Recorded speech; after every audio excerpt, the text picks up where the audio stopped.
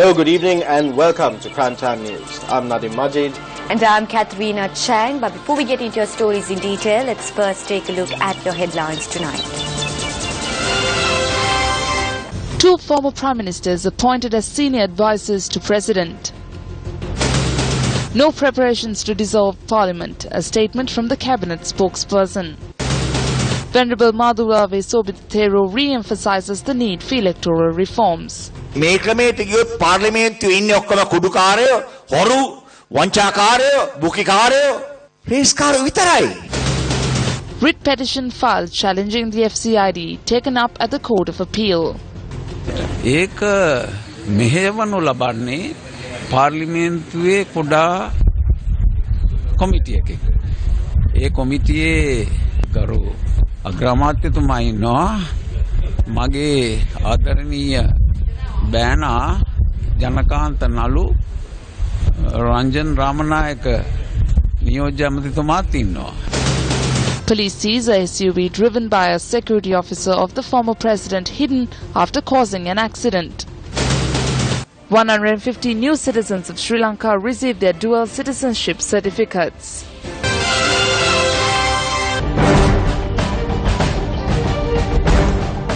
On your top story tonight, former Prime Minister D.M. Jayaratne and Ratnasiri Wickramanayake have been appointed senior advisors to the President on political affairs. The President's media division noted that President Maithripala Sirisena had presented the appointment letters at a ceremony held at the Presidential Secretariat this morning. A reputed politician and parliamentarian representing the Kalutara district, Ratnasiri Wickramanayake has served as Prime Minister from 2000 to 2001 and from 2005 to 2010. He has been a Member of Parliament since 1960. MP D.M. Jayaratne, who was first elected to Parliament in 1970, served as Prime Minister from 2010 to January this year. Reporters questioned Cabinet media spokesperson Minister Dr. Rajitha Senaratne today on the dissolution of Parliament at the media briefing on Cabinet decisions.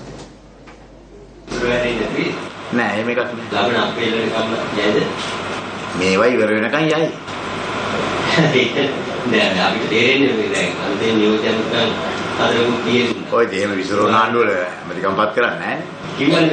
කවුද කියන්නේ? විසිරුණ හරිනේ ජනාධිපතිතුමානේ. එයා කියලා දෙනවා.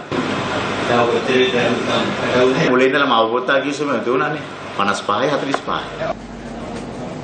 The no confidence motion against the Prime Minister has been included in Parliament's agenda. 108 MPs have signed the motion, which has been filed on the basis of 8 allegations. Our Parliament correspondent says the motion has been included in the agenda without mentioning a date when it would be taken up for debate. Meanwhile, Leader of the House, Ms. Lakshman Kiryala, says that the no-confidence motion against Finance Minister Ravi Karunanayake could be taken up for debate on the 4th of next month. He made this statement in response to a question raised by MP Dinesh Gunawardena.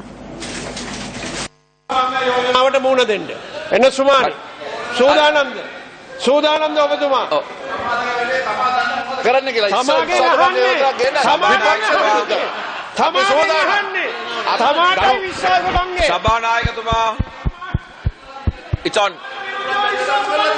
සභානායකතුමා කතා කරන්න order please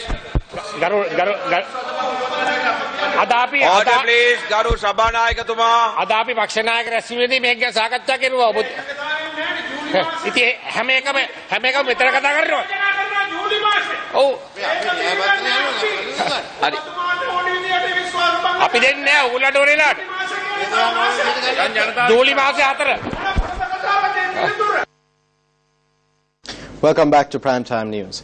Minister Rajitha Senaratne says a special cabinet meeting has been called for tomorrow to reach a final decision on the draft of the proposed 20th Amendment to the Constitution. A dialogue on the amendment to the Constitution to change the electoral system arose once again after the Prime Minister submitted a proposal at the previous cabinet meeting. The SLFP, UNP and several other factions have submitted proposals with a consensus on the basic premise that the preferential voting system should be abolished through the proposed 20th Amendment. While a proposal was put forward to elect 255 representatives under a mixed electoral system, the Prime Minister's proposal notes that the current number of 225 should be maintained. The proposal for 255 seats in Parliament notes that 165 MPs will be elected on the electorate system. The Prime Minister's proposal reduces this number to 125. Fundamentally, they are both the same. Both systems will not cause injustice to any of the parties represented in Parliament. So what is the problem? The problem is, can the number of electorates in the country be reduced to 125? Secondly, can appropriate representation be guaranteed for parties like the Hello Rumea, JVP, Muslim Congress and Workers' Congress, which represent various groups and ideologies? There are about 1.5 million voters in the Colombo district. According to this, there will be about 12 electorates in the Colombo district, so it will be reduced by 3. There are 529,000 votes in the Jaffna district. If we reduce it to 125 seats, then Jaffna will only receive 4 MPs. Do you agree with this? I say with responsibility and clarity to the UNP leader, do not join the history books as a person who obstructed the golden opportunity to abolish the preferential voting system and have a good proportional system. At the same time I say to the opposition,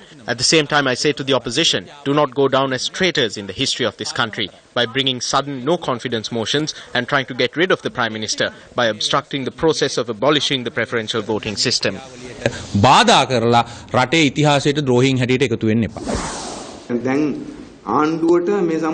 There is no way that the government can be confused on this. This is because we were involved in the discussion both within and outside the Executive Council. We spoke with the Commissioner too, and a common framework of ideas was agreed upon. Among these ideas is that the proportional representation system is a positive aspect of the current system. So we will protect the proportional representation system and abolish the preferential voting system. Also, the lack of MPs accountable for their electorates was considered, and it was decided to include this factor as well in a new electoral system.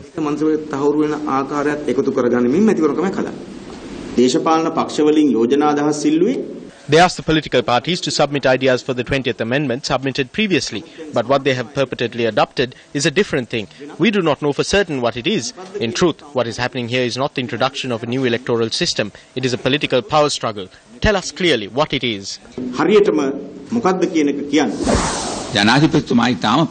The President promised us clearly in the Executive Council that proportional representation would prevail at elections and that all would receive fairness. But in the end, what has been put to Cabinet is completely different. It is the Prime Minister that presented this new formula. So what we have to say to him too is that this should be done in line with the promises made so far.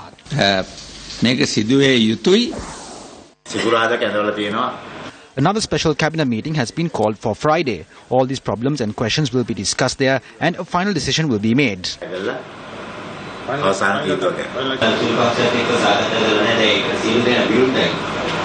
The UNP introduced it saying it was for the benefit of the minor parties.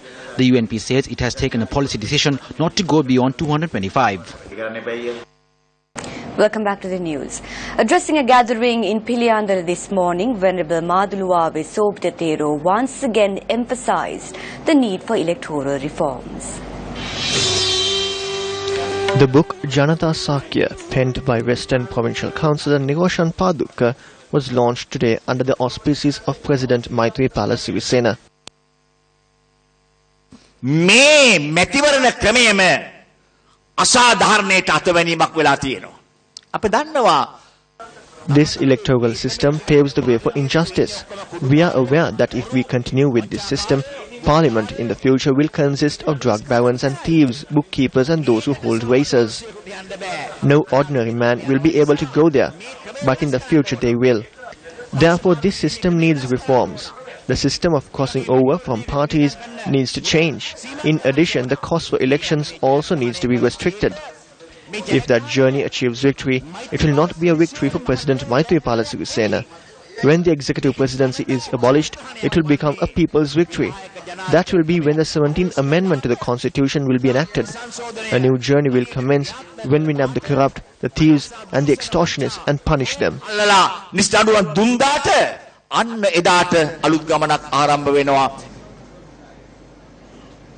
Still in news on the political front, MP Vidura Vikramanayake commented today on the importance of qualification when electing representatives to Parliament. He made this statement at an event held in Horana.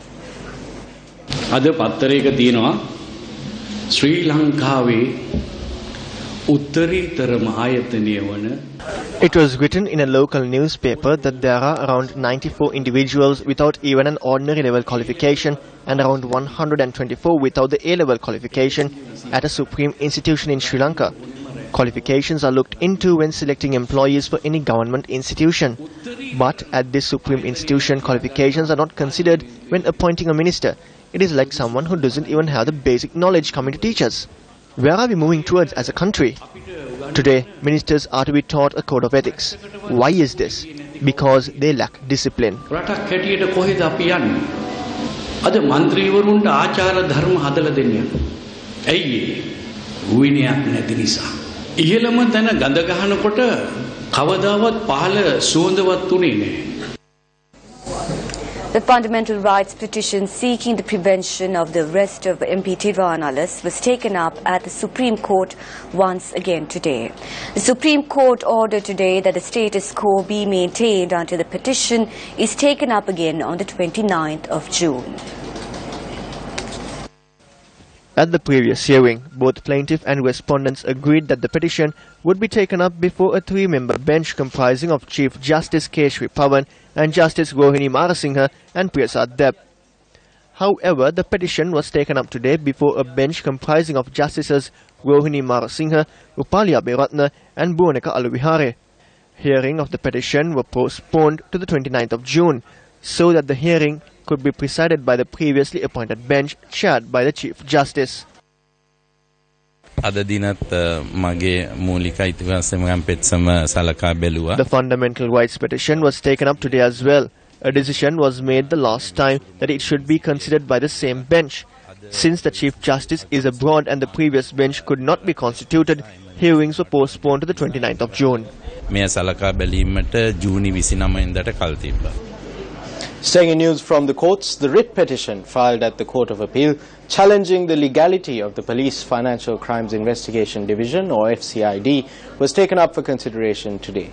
The petition was filed by Venerable Alle Gunawansathero and Professor Carlo Fonseca. The petition was examined by the President of the Court of Appeal, Justice Vijit Manalgoda and Justice H.C.J. Madavala.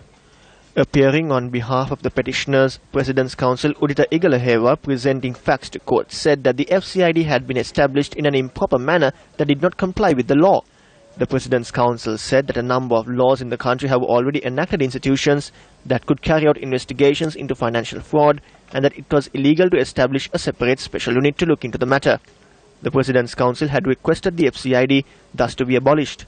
After examining the facts presented, the court informed that a decision can only be made once the respondents too were questioned regarding the matter.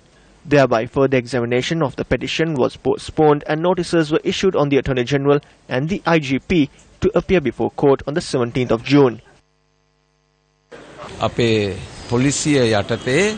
There are two institutions under the police, the Criminal Investigations Division and the Fraud Investigation Bureau. While those two are in operation, another unit has been established through a Gazette notification and the regulations on the 13th of February to investigate into financial crimes. This is being spearheaded by a small committee in Parliament.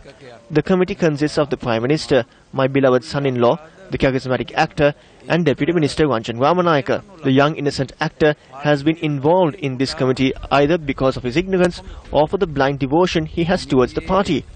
However, this committee will not be justified and this regulation is not just. An unregistered luxury jeep driven by a security officer of former President Mahinda Rajapaksa has been seized by the police while it was hidden following an accident. Police media spokesperson ASP Ruwan Gunasekara said that investigations are underway to locate the original owner of the vehicle. The accident had taken place in Kudavalla, causing damages to the wall of a house and public property. According to our correspondent, the jeep had been taken away soon after the accident occurred. The jeep was seized by the police from a plot of land in Veerakatia. The police media spokesperson said that a statement was also recorded from a police constable attached to the former president's security detail. The police constable had mentioned in his statement that he had driven the jeep and that he does not know who the owner is.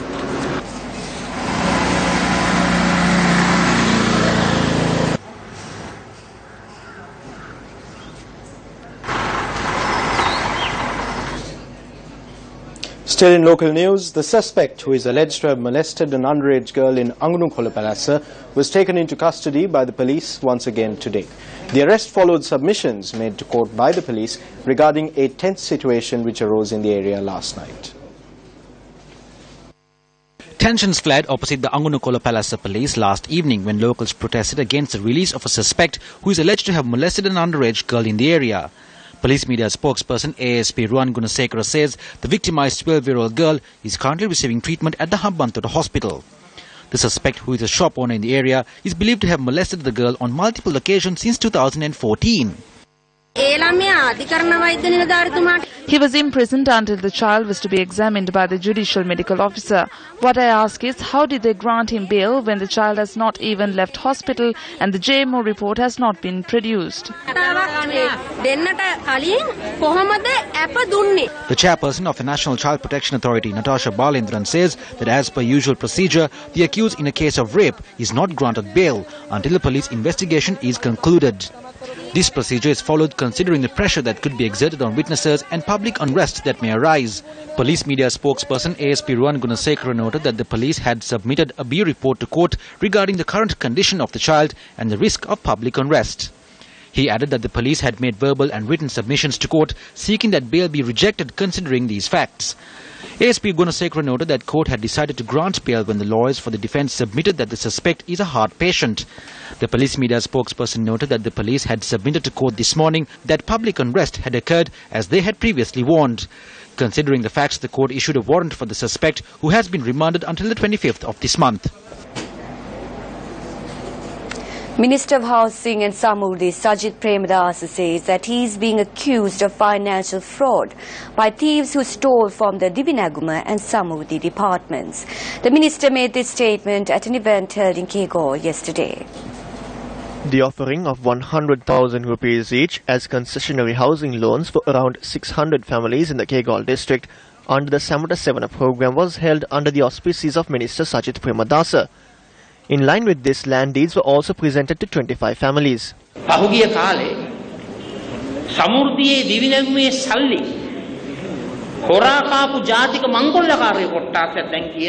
group of national robbers who stole money from Divinaguma and Samurdhi in the recent past is now saying that Minister Sajith Premadasa is involved in financial fraud in the Samurdhi.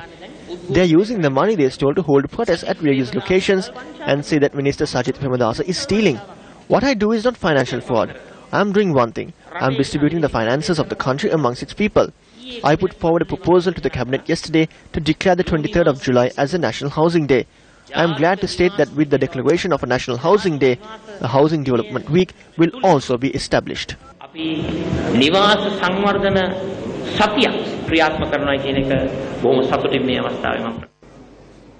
Speaking to News First this evening, former Governor of the Central Bank of Sri Lanka, Ajit Nivard Cabral, said that he made a statement before the Committee on Public Enterprises, or COPE, in Parliament today.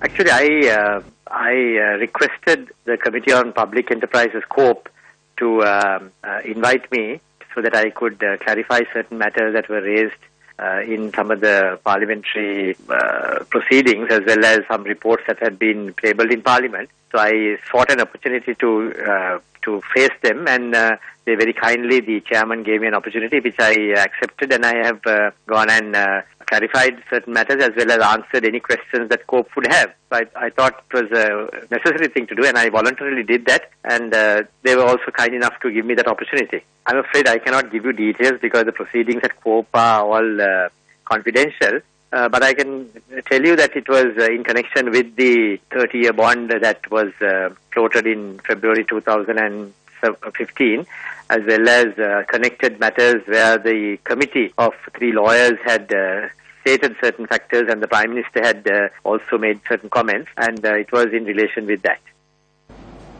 150 new citizens of Sri Lanka received their dual citizenship certificates today. The Ministry of Foreign Affairs says that so far 450 persons who had filed applications for dual citizenship and paid fees before the facility was temporarily halted last year have been granted dual citizenship. The presentation of dual citizenship certificates to the 150 new Sri Lankan citizens was held at the auditorium of the Ministry of Foreign Affairs today.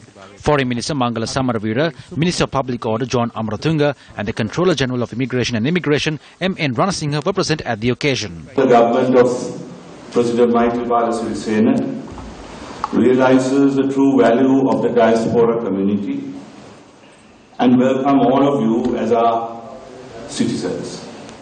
You're all citizens of this country who now carry the flag for Sri Lanka overseas. We welcome your renewed participation in all aspects of Sri Lankan civic, economic and cultural life. There is much that you can contribute and there is much that we can learn from your experiences. Perhaps as importantly, you can see the mistakes others have made and help us appreciate what we have taken for granted here at home. And a total of 34,000 citizenship certificates have been given over the years since we first started. Very unfortunately, during the last regime in 2011, they suspended the issue of this dual citizenship. I don't know why. But however, there are 2,000 given to the back door. Unfortunately, you didn't have access to that back door. It was only restricted to their kith and kin and their children and their favorites. In fact, we are trying to investigate and see whether proper procedures have been followed in that process of giving that 2,000. However, as soon as Honorable Maithripala Sirisena, our President, he took over office, appointing the Prime Minister and appointing the Cabinet, we were told, get ready and start opening the doors of Sri Lanka to those who have left our shores due to various reasons.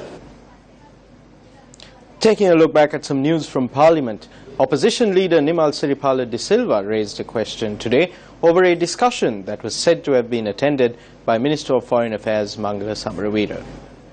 Global Tamil Forum. It has been reported that the Minister of Foreign Affairs Mangala Samaravira had held a discussion with the Global Tamil Forum organization in London. The media has revealed that a non-governmental organization from South Africa and a Norwegian organization had facilitated this meeting. It was also reported that a representative from a political party represented in Parliament and a parliamentarian too had attended this meeting. It has also been reported that the objective of this meeting was to remove the ban imposed on the Tamil diaspora affiliated with the LTTE in accordance to the gazette issued on the 21st of March 2014 and also to force the Sri Lankan government to take steps on war crimes said to have taken place in Sri Lanka as purportedly campaigned for by the Tamil diaspora. It has also been reported that Erik Solheim, the Norwegian peace facilitator, had also attended this meeting. What was discussed at this meeting? Who and what organization attended this meeting? Had the minister obtained the approval of cabinet or the president or the prime minister to attend such a meeting? Will the Minister of Foreign Affairs table in Parliament what was discussed at this meeting? If not, why?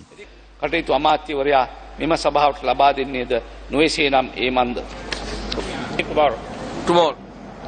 Deputy Minister of Policy Planning and Economic Affairs Dr. Harsha De Silva says that the government has a game plan to make Sri Lanka the most competitive economy in the world. The minister made this statement at an event held at the Institute of Chartered Accountants in Colombo yesterday. We have a game plan. Our game plan is to make Sri Lanka the most competitive economy in this part of the world. I'll write it down. That's what we will do. The next 5 years, hopefully 10, maybe 15, 20, I don't know. Let's say at least, right, is to do that. And let me tell you, our Prime Minister today, who will be the Prime Minister in the new government, is focused in doing that.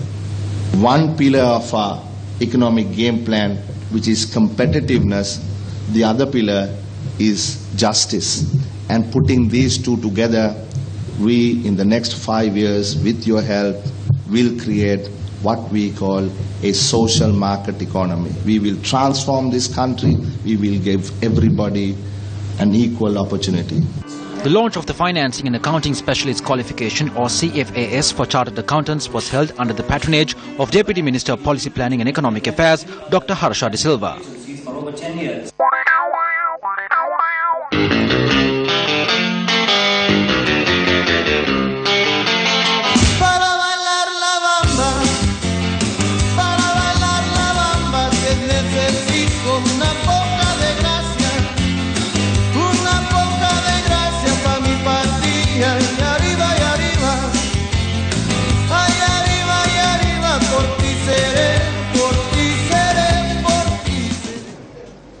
Welcome back to Primetime News. Up next is our investigative journalism segment, Action TV.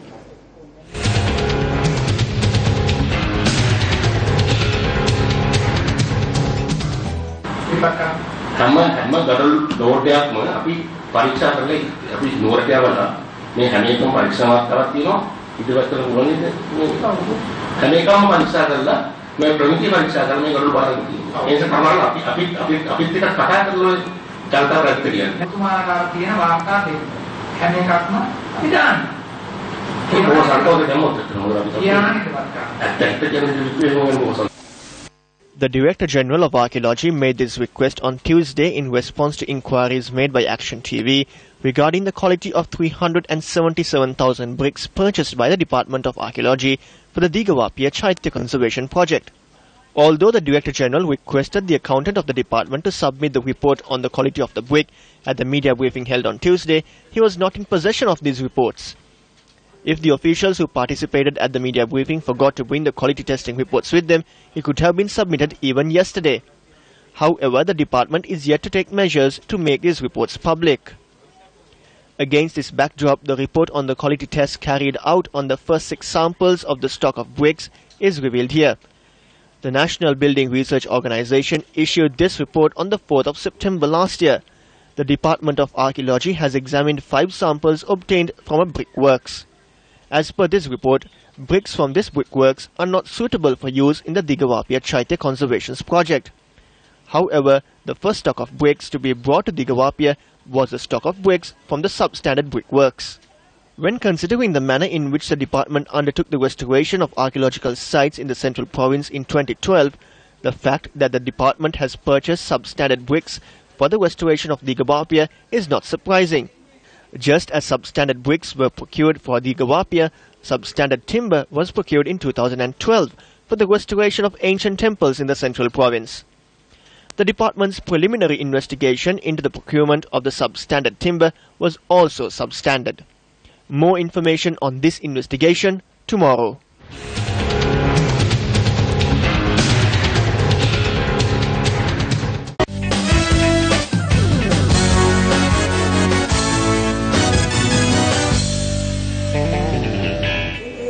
The 3-day match between the visiting Pakistan team and Sri Lanka Cricket Presidents 11 commenced today at the Colts Cricket Club grounds in Colombo.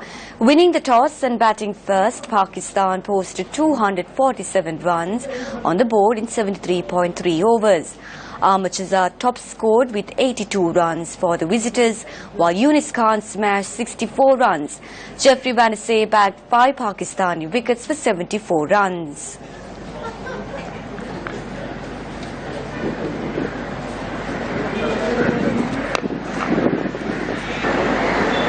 Sri Lanka Cricket Presidents 11 lost to opener Dimuth Karunaratne for a duck in the second ball of their innings. At stumps on day 1, Sri Lanka Cricket Presidents 11 won 44 runs for the loss of 1 wicket. And with that, we conclude this edition of your Primetime News. I'm Katrina Chang. And I'm Nadim Majid, leaving you with a thought for tomorrow. To err is human. To pontificate while continuing to err is insanity. Good night and good luck.